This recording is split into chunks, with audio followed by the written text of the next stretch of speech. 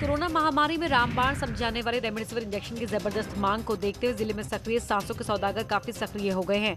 प्रेमनगर थाने की पुलिस ने ऐसे ही गिरोह के 3 बदमाशों को गिरफ्तार किया है। इनके पास से 2 रेमडेसिविर इंजेक्शन और एक बाइक जब्त की गई है। गैंग रेमडेसिविर इंजेक्शन को 40-40 हजार रुपए में बेच रहे थे। इनमें से एक आरोपी ने 8 रेमडेसिविर इंजेक्शन खरीदने की बात कबूली है। पूर्व में भी अभियुक्तों को गिरफ्तार किया गया था, उनके कब्जे से इंजेक्शन बरामद हुए थे। इसी क्रम में थाना प्रेमनगर और जनपद की पुलिस की टीम ने 2 रेमडेसिविर इंजेक्शन के साथ 3 लोगों को पकड़ा है, जिसमें एक व्यक्ति जो बिक्री करता था उसने 8 इंजेक्शन बिक्री खरीदने का अपराध कबूल किया है।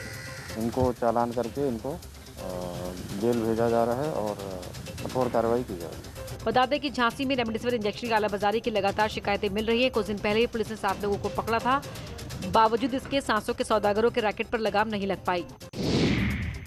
बरेली के व्यापारी नेता के भतीजे पर ऑक्सीजन की कालाबाजारी का आरोप लगा है। इसको लेकर एक शख्स ने पुलिस से शिकायत की है।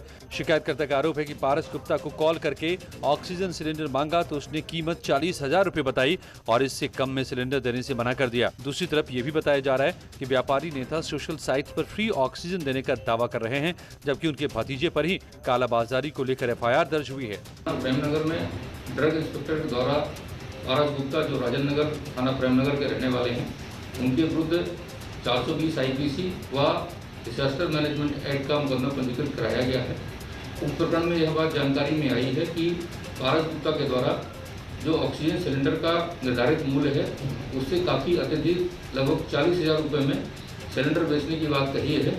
इस संदर्भ में मुकदमा पंजीकृत करने के उपरांत आवश्यक विधि कार्रवाई की जा रही है। देश भर में लोग कोविड की महामारी से जूझ रहे हैं। ऑक्सीजन सिलेंडर और रेमडेसिविर इंजेक्शन की किल्लत की भी खबरें आती रहती हैं। ऐसे में साइबर ठग भी इसको लेकर काफी एक्टिव हो गए हैं।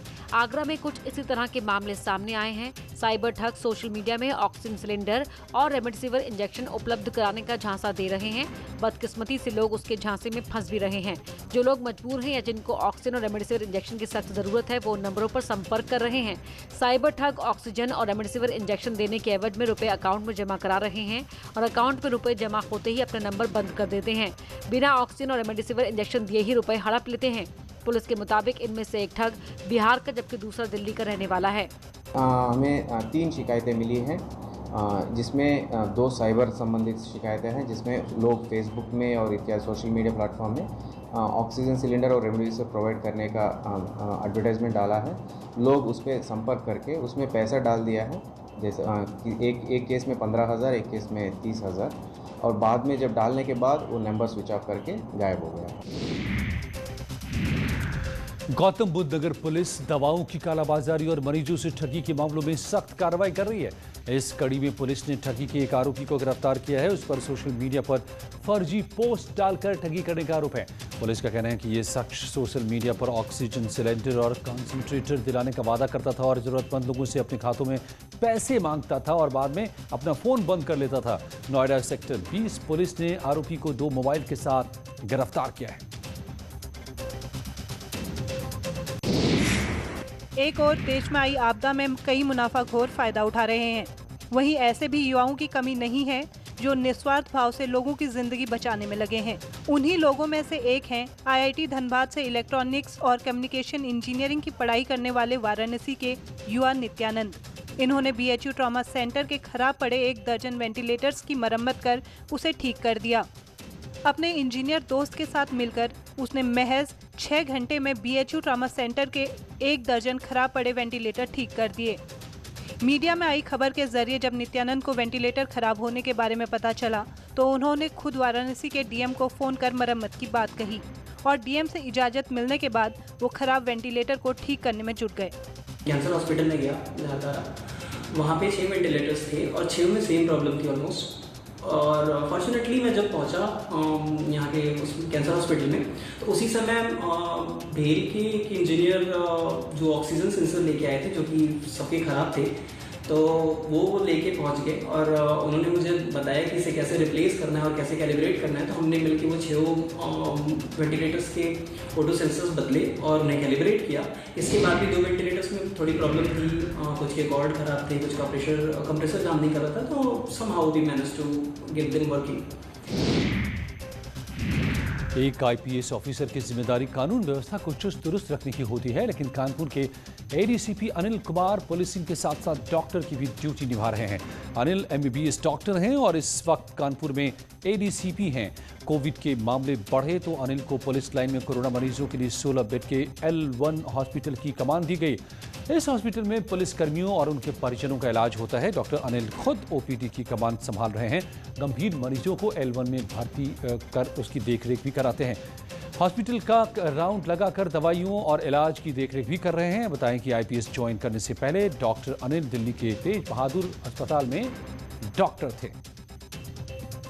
जो कोविड के मरीज हैं उनकी आवश्यकताओं को ध्यान में रखते हुए एक L1 कोविड फैसिलिटी तैयार की गई है। इसमें 16 बेड हैं, जो कि सभी बेड ऑक्सीजन फैसिलिटी के साथ शुरू किए गए हैं। इसके अलावा इसमें हमारे जो पुलिस लाइन हॉस्पिटल के जो डॉक्टर और नर्सिंग स्टाफ और वार्ड बॉय ये सब लोग इसमें काम कर रहे हैं। इसके अलावा कॉन्ट्रैक्ट पे हमने बाहर से एक डॉक्टर साहब को हायर किया है। मेडिकल कॉलेज के 2 रेजिडेंट डॉक्टर भी मॉर्निंग और इवनिंग में इसमें जो मरीज भर्ती हैं उनका राउंड लेके और उनका उपचार का प्रयास करते हैं। मेरठ में कोरोना संक्रमित बुजुर्ग से ऑक्सीजन कैन के नाम पर ठगी का सनसनीखेज मामला सामने आया है। खुद महिला ने वीडियो जारी करके मेरठ पुलिस से ठगों की शिकायत की थी। जो मुनासिब रेट है उसमें हमें वो दे दें। इनकी कीमत 700 रुपए है, लेकिन उसने 7,000 हमसे जमा करा लिए। अब वापसी करने को तैयार नहीं है। हम सिलेंडर ले लेंगे, लेकिन हमारे फालतू पैसे तो हमें वापस कर दें। हमारे पास 2 नंबर का पैसा थोड़ी है। मेरठ पुलिस ने इस वीडियो का संज्ञान लिया और 10 गुना दाम पर ऑक्सीजन कैन बेचने वालों को फौरन गिरफ्तार कर लिया। साथ ही बुजुर्ग महिला के पैसे भी वापस करवाए, जिसके बाद महिला टीचर ने पुलिस को धन्यवाद दिया। किसी व्यक्ति ने उनसे ऑक्सी 99 का जो आता है, जो किसी की कीमत 600 रुपये है, 7,000 रुपये में बेचा था। मीडिया के माध्यम से मामला पुलिस के संज्ञान में आया और तत्काल उस व्यक्ति का पता किया गया, उसको गिरफ्तार किया गया और उनके सारे पैसे वापस कराए गए। रामपुर के एमपी सांसद आजम खां की तबीयत बिगड़ गई है। उन्हें आईसीयू में शिफ्ट किया गया है। सांस लेने में परेशानी बढ़ने पर उन्हें आईसीयू में शिफ्ट कराया गया। डॉक्टरों की गहन निगरानी में उनका इलाज चल रहा है। आजम खां का लखनऊ के मेदांता अस्पताल में इलाज चल रहा है। वो कोरोना पॉजिटिव हैं। रविवार को उन्हें सीतापुर जेल से इलाज के लिए लखनऊ लाया गया था। वहीं आजम खां के बेटे अब्दुल्ला आजम की स्थिति अभी ठीक है। बताएं कि आजम खां और उनके बेटे ने सीतापुर जेल में कोरोना का इंजेक्शन लेने से मना कर दिया था और बाद में वो कोरोना की चपेट में आ गए। अलीगढ़ मुस्लिम यूनिवर्सिटी में कोरोना से अब तक 40 से 45 लोगों की मौत हो चुकी है, जिनमें 16 वर्किंग और 10 रिटायर्ड फैकल्टी मेंबर्स भी शामिल हैं। यूनिवर्सिटी में अब कोरोना के नए वेरिएंट की आशंका जताई जा रही है। ऐसे में यूनिवर्सिटी प्रशासन ने सैंपल जांच के लिए दिल्ली भेजे हैं। साथ ही वाइस चांसलर ने आईसीएमआर के डीजी को पत्र लिखकर कहा है कि वो जितना जल्द हो सके सैंपल्स की जीनोम स्टडी कराएं, जिससे ये पता चल सके कि कोविड का नया म्यूटेंट तो विकसित नहीं हुआ है। इसी बीच छात्र नेता ने इलाज में लापरवाही का आरोप लगाते हुए पूरे मामले की जांच की मांग की है। अलीगढ़ मुस्लिम यूनिवर्सिटी में करीब 22 दिन में 26 प्रोफेसर का इंतकाल हो गया कोरोना की वजह से, और ये इतना बड़ा नेग्लिजेंस जिस पर यूजीसी को और बल्कि सेंट्रल गवर्नमेंट को देखना चाहिए और उस पर एक सीबीआई इंक्वायरी बैठाना चाहिए। ये कहीं बहुत बड़ा नेग्लिजेंस है, मेडिकल नेग्लिजेंस है, और इस पर इंक्वायरी होनी चाहिए और इस पर जो भी लोग कल्प्रिट हैं उनको सख्त से सख्त सजा दे सेंट्रल गवर्नमेंट, क्योंकि ये कोई मामूली चीज़ नहीं है। यूपी में कोरोना कर्फ्यू के अच्छे नतीजे सामने आ रहे हैं। कोरोना के केसेस में लगातार कमी आ रही है। पिछले 24 घंटे में 21,331 नए केसेस सामने आए हैं। वहीं कुल 29,709 मरीज ठीक हुए। जहां तक मौतों का सवाल है, प्रदेश में 24 घंटे में 278 कोरोना मरीजों की जान चली गई। आंकड़ों की अगर बात करें तो प्रदेश में अब तक 12,83,754 लोग कोरोना की जंग जीत चुके हैं, जबकि 2,25,271 एक्टिव केसेस हैं।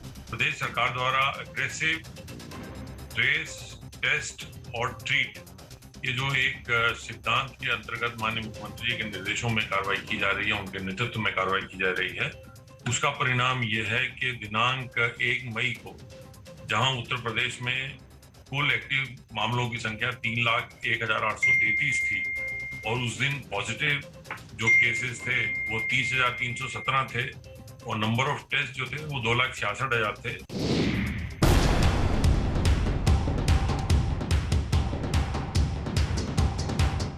कोरोना संकट के इस दौर में आपदा को अवसर बनाने वालों की कमी नहीं है। ताजा मामला ताजनगरी आगरा का है, जहां एक प्राइवेट अस्पताल पर मनमानी के आरोप लगे हैं।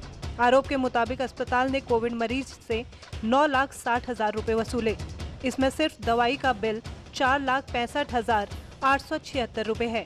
अस्पताल की मनमानी पर प्रशासन ने कार्रवाई करते हुए रवि हॉस्पिटल में कोविड के इलाज पर रोक लगा दी है और मामले में जांच के आदेश दिए हैं। एक व्यक्ति हैं जो भर्ती रहे कोविड में, उनकी अनफॉर्चुनेटली डेथ हो गई थी और उनका बिल काफ़ी था। जब उसके बारे में पता किया गया, साथ ही यह भी देखा गया कि यहाँ पे जो बोर्ड है वो प्रदर्शित नहीं था, अतः रवि हॉस्पिटल के खिलाफ कार्रवाई की गई। उनको अभी कोविड का जो हमने इम्पैनल कर रखा था उसको हटा दिया गया है। उनसे कहा गया है कि आगे से किसी कोविड नए मरीज़ की भर्ती नहीं करेंगे। जो मरीज़ वहाँ भर्ती हैं उनका इलाज चलते रहेगा और उनको जो नोटिस किया गया है उनको जवाब देंगे, उसके बाद अग्रिम कार्रवाई की जाएगी।